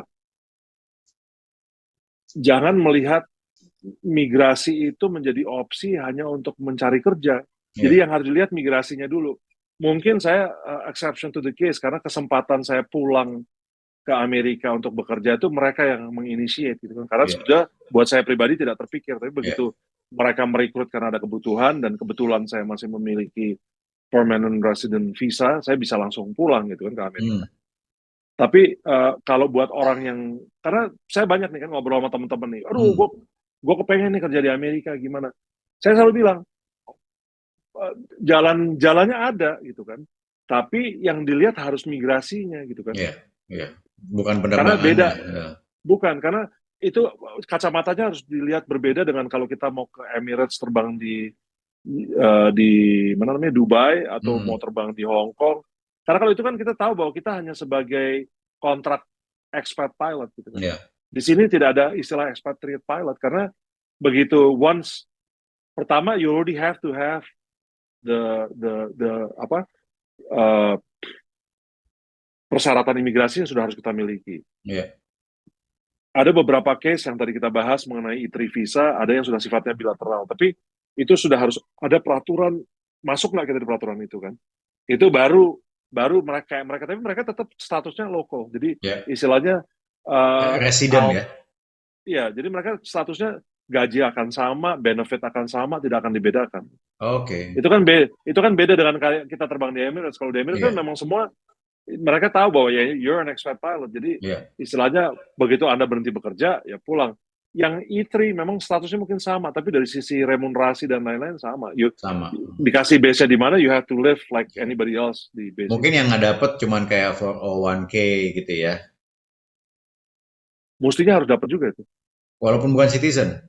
Iya, karena 401k kan sifatnya uh, uh, sama lah kayak saya kan green card holder Hmm. tetap 401k karena itu sifatnya kayak kita kalau expat pilot juga menyisihkan uang untuk pensiun kan. Ya, ya, ya. Oke. Gitu. Oke. Nah, Yang itu tidak dapat social security-nya, itu yang nggak dapat.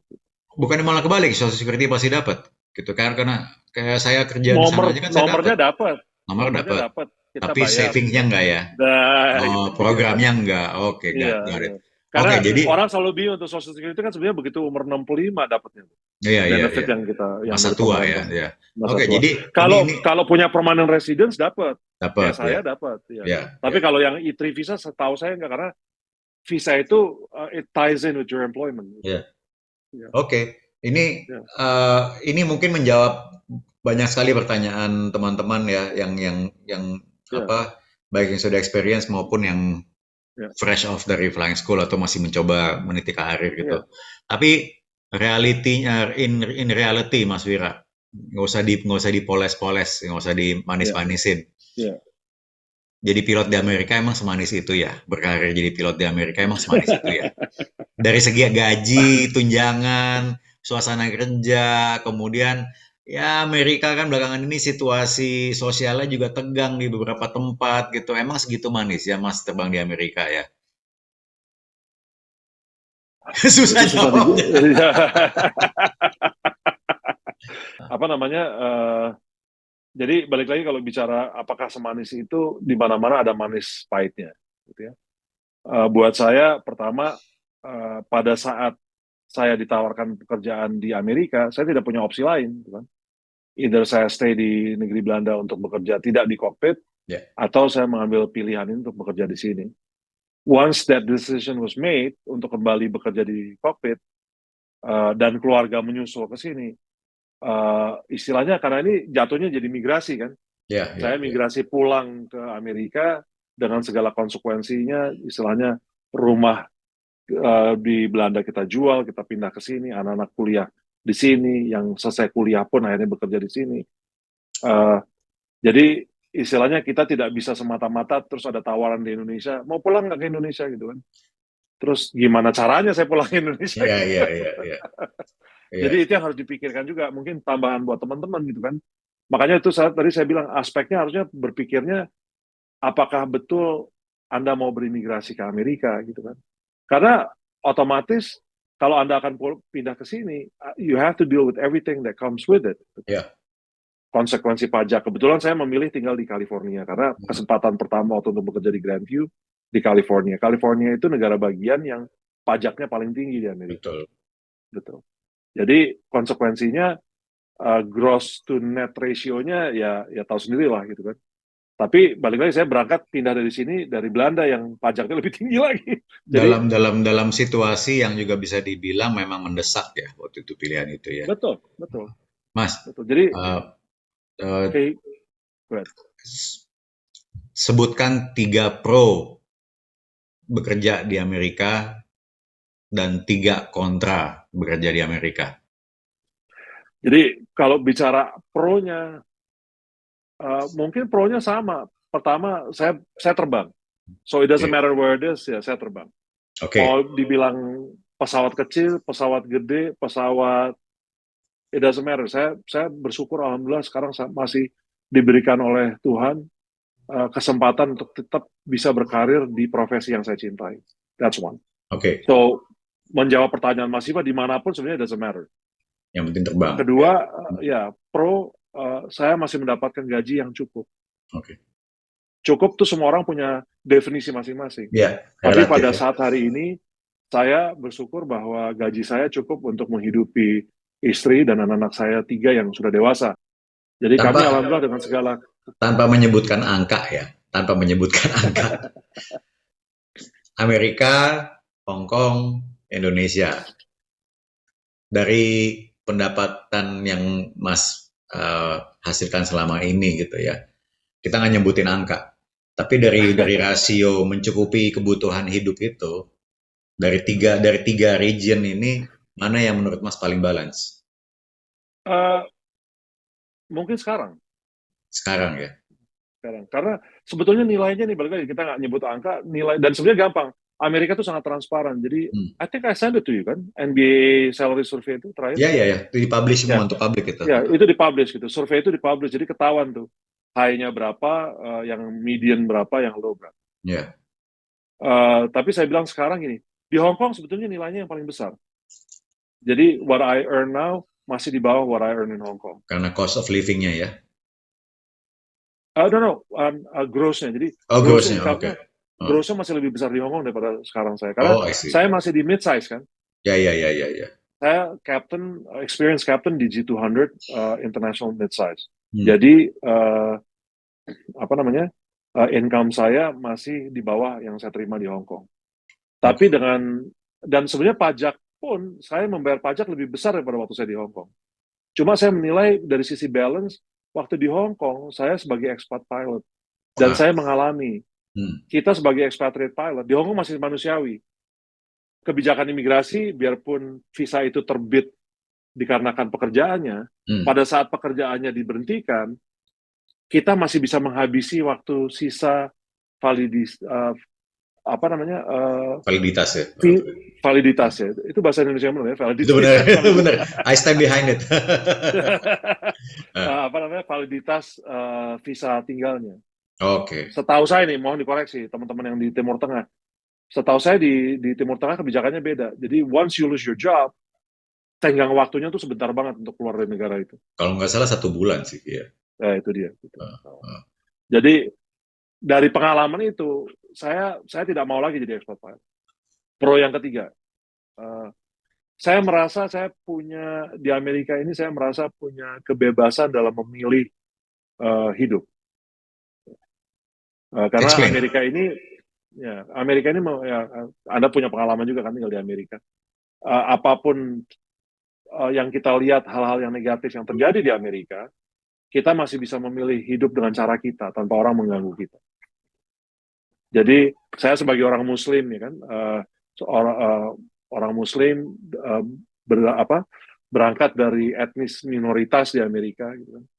Saya masih bisa pergi ke masjid, sholat Jumat, saya bisa cari makanan halal dengan mudah, ya kan. Saya masih bisa lihat orang pakai hijab di jalan. Jadi kita mempunyai kebebasan tanpa diganggu oleh majority. Ya kan? Jadi itu pro ketiganya, dan kebebasan itu akhirnya buat anak-anak juga ada hal-hal yang banyak yang positifnya, jadi mereka juga bisa bisa mencari jati dirinya mereka dalam lingkup koridor kebebasan tadi itu. Gitu. Itu Oke. pro-nya kalau saya lihat gitu. Oke. Uh, Kontranya? Kontranya sama kayak di mana-mana lainnya gitu kan. Uh, Living expenses di sini mungkin lebih mahal, Ya, ya kan? Khususnya California ya. ya. Jadi biaya hidup tinggi, uh, mungkin aspek keamanan ya kan, di bagian-bagian tertentu kurang nyaman. Tapi balik lagi, itu yang saya sarankan ke teman-teman kemarin kan, kalau memang mau migrasi ke Amerika ya, coba pilih apa namanya, pilih tempat yang cocok buat Anda gitu kan, komunitas yang cocok buat Anda ya kan. Lihat crime rate karena experience-nya bisa berbeda. Saya ini kan tinggal di Greater Los Angeles area gitu ya. Iya, Kota di mana saya tinggal nih, saya kan base-nya di Van Nuys Airport, jadi iya. kayak Halimnya Cengkareng lah gitu ya. 30 menit dari Van Nuys dari rumah, saya tinggal di kota yang 90% dari penduduknya itu adalah active duty atau retired law enforcement dari Los Angeles. Oke, aman lah ya jadi. Karena, oh aman banget gitu, aman Oh, banget. oke. Gitu, aman banget gitu. Jadi Um, jadi apa? itu kontrak kedua. Kontrak ketiga apa ya?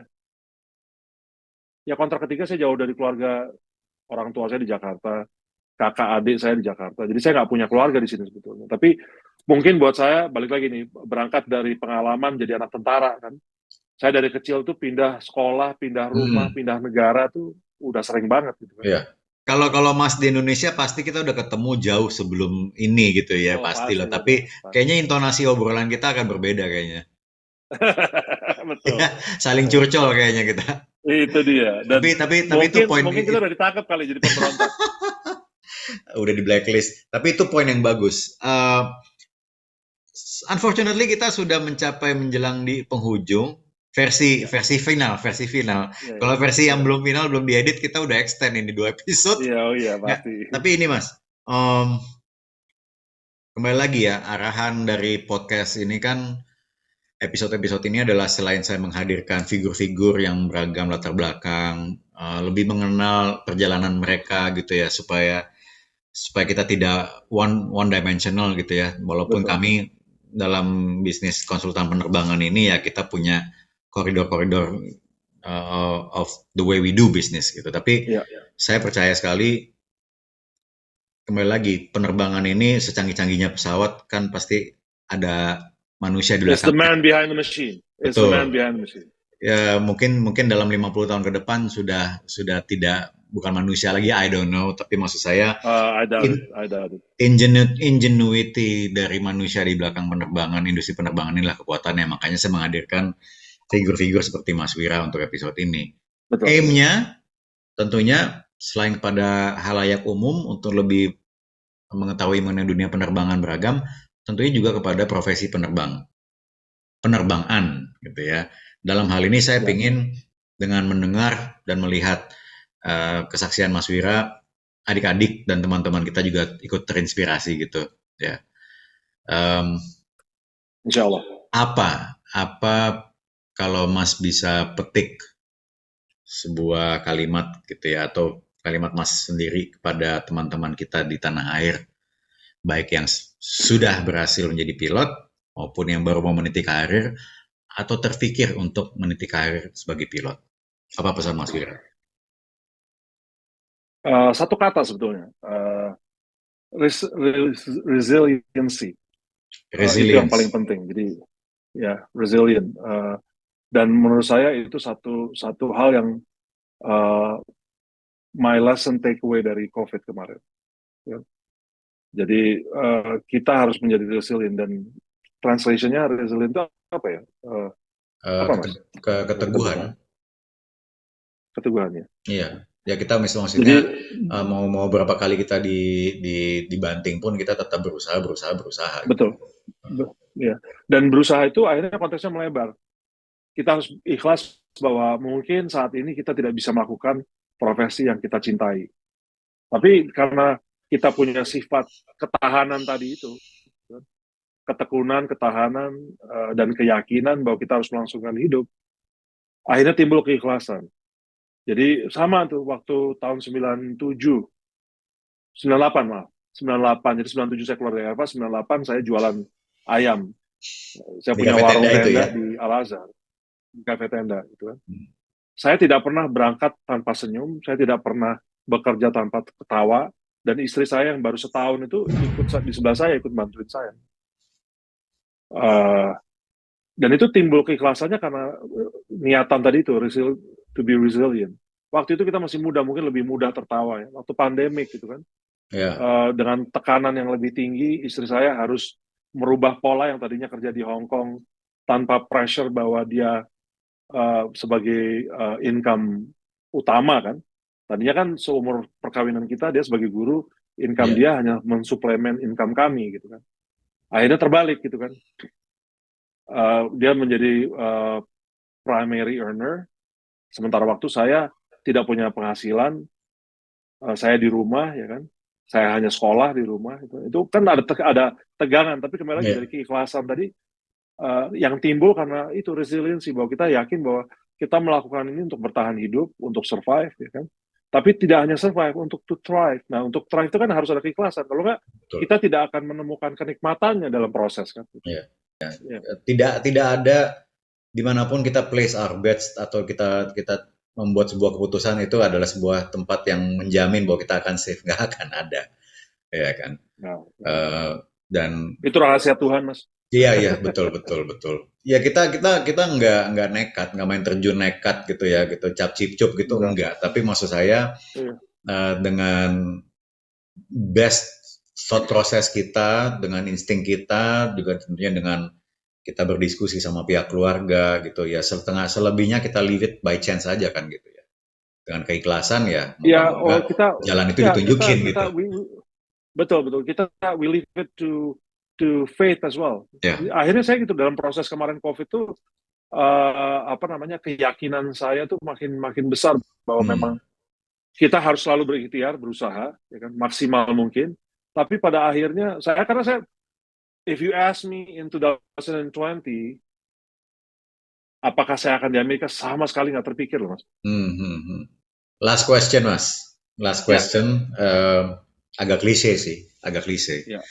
Eh, saya nggak tahu Mas Wira ada rencana suatu hari apakah pensiun kembali ke Indonesia atau menghabiskan hari tua ke Indonesia atau mungkin siapa tahu pulang ke Indonesia mau buka airline baru atau nggak tahu, saya nggak tahu gitu ya. I don't know what you envision yourself being and doing in the future, tapi uh, if or when that happens gitu ya.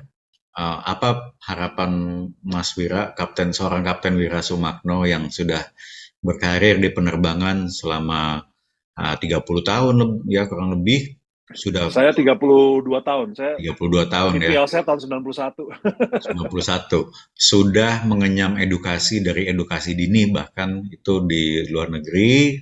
Ada bagian-bagian dari perjalanan pendidikan Mas yang kita nggak sempat bahas malam ini, tapi saya well aware dari interaksi kita sebelumnya, sudah terbiasa hidup secara nomaden ya, baik itu mengikuti penugasan orang tua maupun juga perjalanan karir, dan kemudian juga berkarir di beberapa benua bahkan beberapa negara.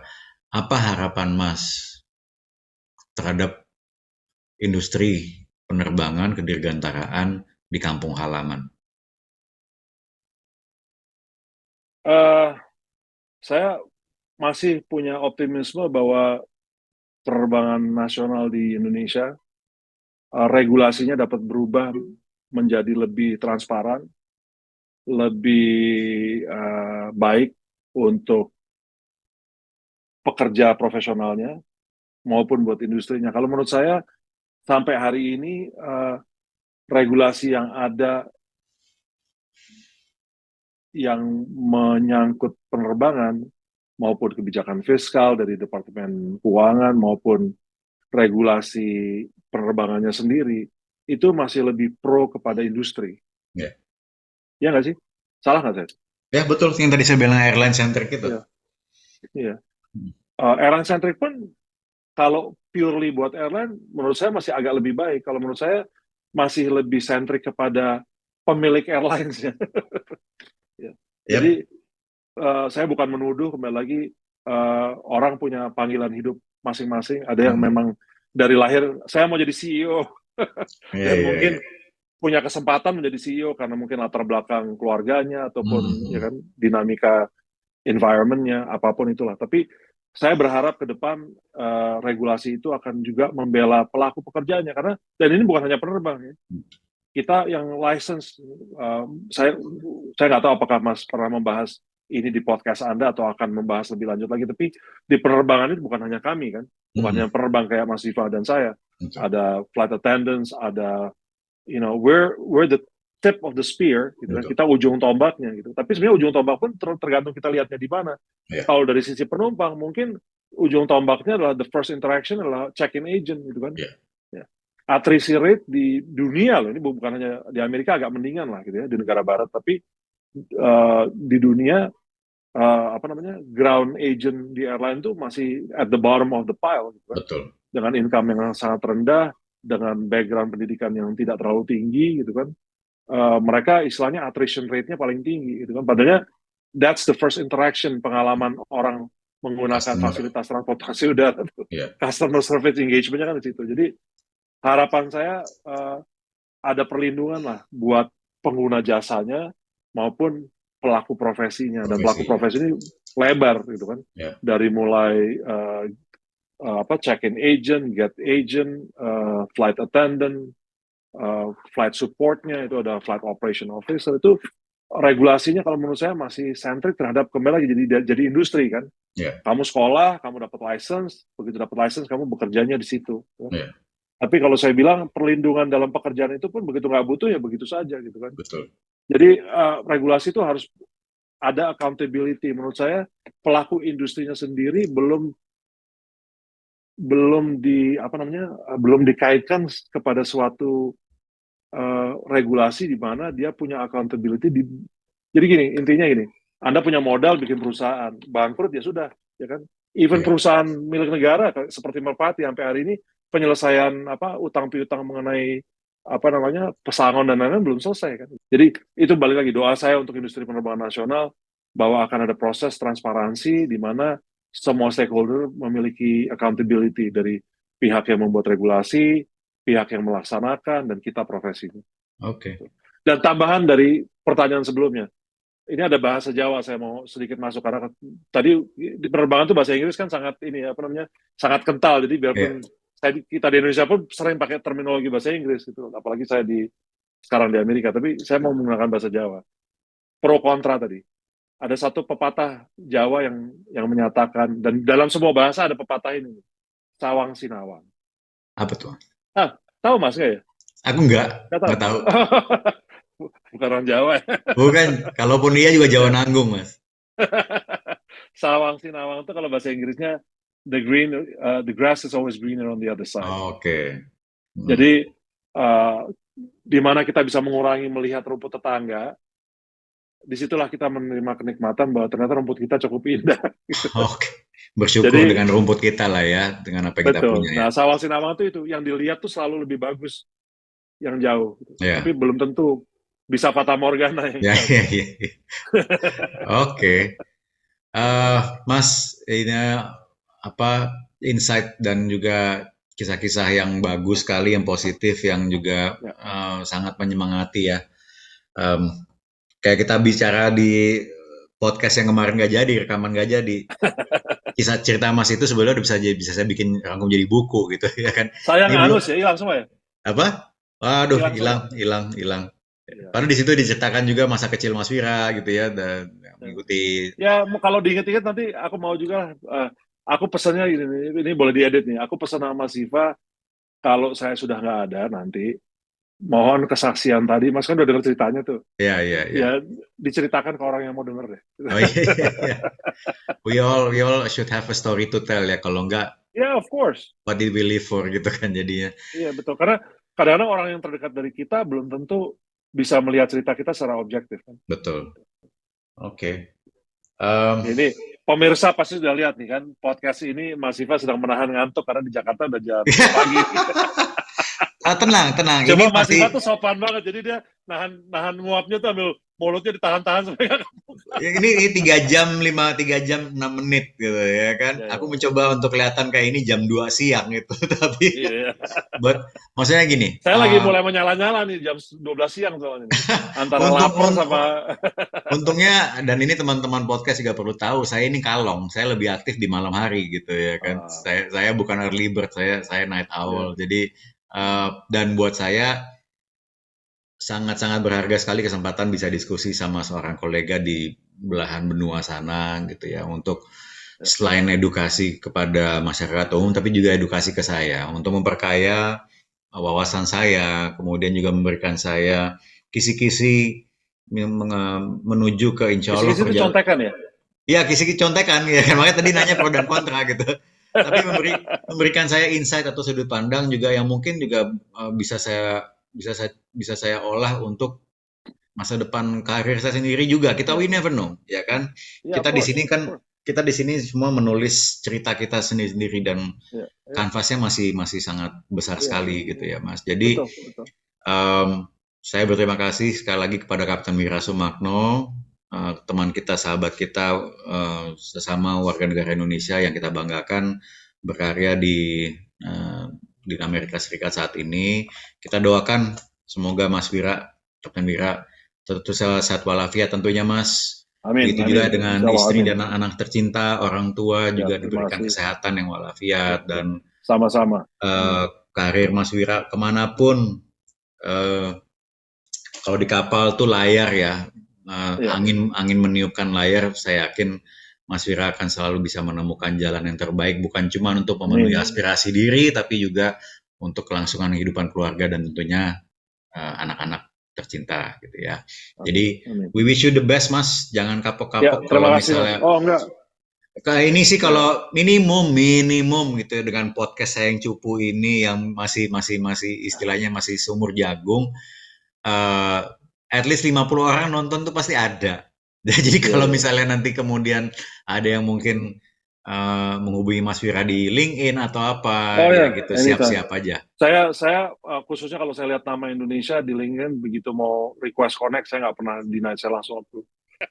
Oke, Ya, ya, sekali lagi thank you, terima kasih Kapten Wira ya. Sumakno Saya terima dan kasih. teman-teman. Ini juga menjadi penutup di episode kedua dari podcast AI Net Beyond the Skies, Ya, mendatangkan tamu seorang pilot yang sudah berkarir selama 30 tahun lebih di tanah air dan juga di luar negeri, Kapten Wira Sumakno. Saya terima kasih atas waktu beliau sekali lagi dan semoga teman-teman yang menonton ini semoga mendapatkan manfaat dan esensi dari diskusi kita dan dari setiap episode kami mencoba menghadirkan narasumber dan tamu dari latar belakang yang berbeda-beda dan saya mohon maaf kalau misalnya masih ada yang kurang-kurang baik itu secara teknis maupun dalam poin-poin diskusi mungkin ada beberapa istilah yang terlalu teknis atau mungkin terlalu ya, berbahasa Inggris atau ya, ya. sinergitas tadi itu gitu ya. Validitas, energitas. Kita akan coba terus improve ya Ya, dan ya. juga moga-moga dalam episode berikutnya kami akan terus kembangkan dan juga terus memperbaiki dan sekiranya berkenan mohon share mengenai channel ini dan juga episode ini kepada teman-teman yang lainnya dan bila berkenan juga tolong di subscribe dan follow channel AI Net. Tuh kan karena udah mulai ngantuk ngomongnya jadi AI Night gitu ya kayak jadi dari perusahaan konsultan penerbangan aviatori Ya. Indonesia. Nama saya Zivana Rendra sebagai host, Kapten Wira Sumakno sebagai tamu saya. Salam sejahtera, salam sehat, dan sampai kesempatan Ya. berikutnya. Saya See you juga soon. mengucapkan terima kasih banyak dan atas undangannya. Mohon maaf kalau ada kata-kata yang kurang berkenan dalam penyampaian. Terima kasih dan sukses selalu kepada AI Net podcast berikutnya. Terima kasih Kapten Wira, terima kasih teman-teman, dan sampai kita jumpa lagi di Saya nggak tahu kesempatan nih di yang lain. Indonesia orang pada suka begini tuh maksudnya apa sih? Aduh mas jadi panjang. Jadi ini kalau ini kan ini gue bisa di cancel nih channel gue nih kalau orang pada lihat. Jadi cut lah. Kalau Tadinya ini begini kan nih, Wakanda Forever nih. Wakanda. Sorry teman-teman, kalau ini itu tandanya kerja. Ini populer di rezim pemerintahan beberapa periode terakhir ini kerja ya gitu, kerja. Kalau ini salam penerbangan, Oh gitu. cus gitu. Oh, oke. Kan begitu. Saya jujur nggak terlalu suka dengan hand sign gitu ya kan. Eh, Hand sign mewakili profesi saya nggak terlalu, tapi ya udahlah iya. solidaritas oke gitu. Iya. At least nggak begini tapi begini gitu. Soalnya di Ya, sini bahaya, gang sign tuh dilarang tuh. iya itu dia. Tuh kan, molor lagi tuh. Ya, Iya, saya pamit ya udah. beneran kali ini. Oke, Thank you, ya. terima Thank kasih, you. dan sampai dengan Wassalamualaikum kesempatan. warahmatullahi wabarakatuh. Assalamualaikum, waalaikumsalam Ya, warahmatullahi wabarakatuh. ya, terima Cheers, kasih. Oke, teman-teman. Mas. Ya, Bye-bye. bye. Ya.